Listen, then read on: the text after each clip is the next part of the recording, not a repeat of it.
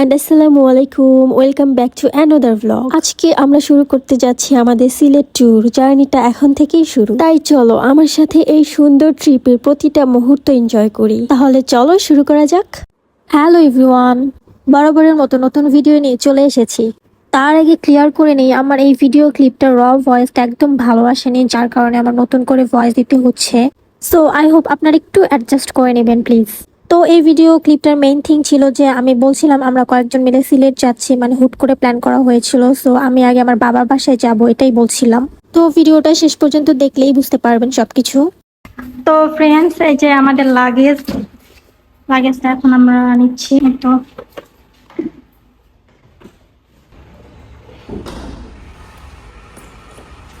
তো ডান, লাগেজ নাও, এখন আমরা বের হব। বাসার ভিতরে গাছ থাকলে আসলে অনেক সুন্দর লাগে, সৌন্দর্য পুরো 10 গুণ বাড়িয়ে দেয়। তো আমরা এখন বের হচ্ছি।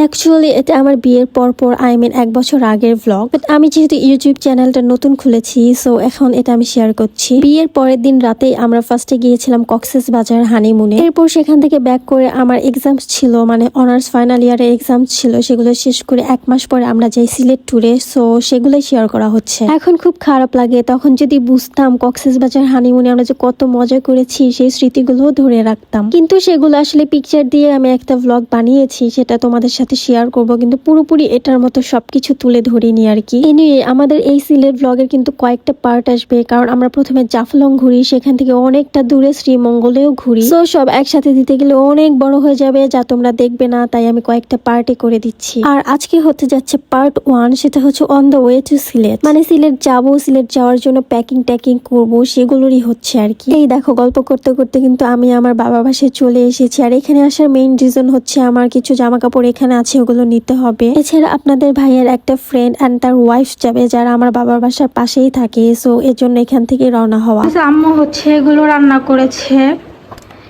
এই যে মুরগি রোস্ট, গরুর মাংস, মুরগির মাংস, ইলিশ মাছ ভুনা, অ্যান্ড এটা হচ্ছে কই মাছ, my favourite, pulao, khichuri and লেবু ছাড়া তো সবকিছু অসম্পূর্ণ। তো খাওয়া দাওয়া শেষ করে আমার জামাই হচ্ছে একটু রেস্ট নেবে, যেহেতু সারা রাত জেগে থাকতে হবে, ড্রাইভ করতে হবে, আর আমি হচ্ছে লাগেজ গুছাবো। আর এই ফাঁকে আমি একটু হালকা পাতলা মেহেদিও দিয়ে নিয়েছি।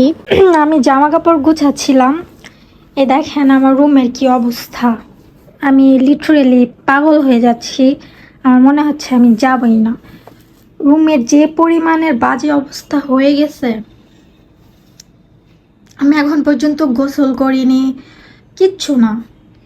সব কিছু গুছালাম, আয়রন করার টাইম পর্যন্ত পাচ্ছি না। পাগল হয়ে যাচ্ছে, আমি কি করব, আমার মাথা শেষ। খুবই বাজে অবস্থা, খুবই।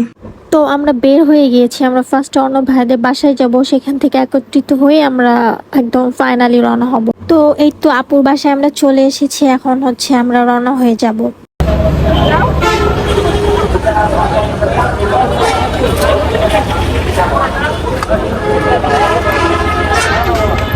So finally we are on the way to Silet.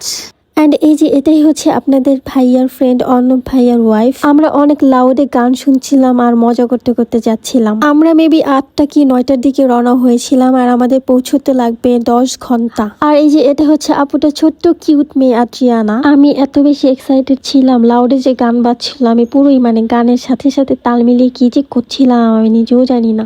But ওই সময়গুলো এখন অনেক মিস করি, অনেক মজা করেছিলাম। আর আমার এই পাগলামিগুলো ওই যে কিউট ছোট্ট আদ্রিয়ানা দেখছিল, ওর সাথে সাথে আমার সাথে পাগলামি করে শুরু করে দেয়। দেখো, excitement on another level guys. আমার এই ঢঙের ব্যাকগ্রাউন্ড যে অস্ট্রেলিয়া বিলিয়নেরা সংটা বাজছিল, এটার সাথে ঢং করছিলাম।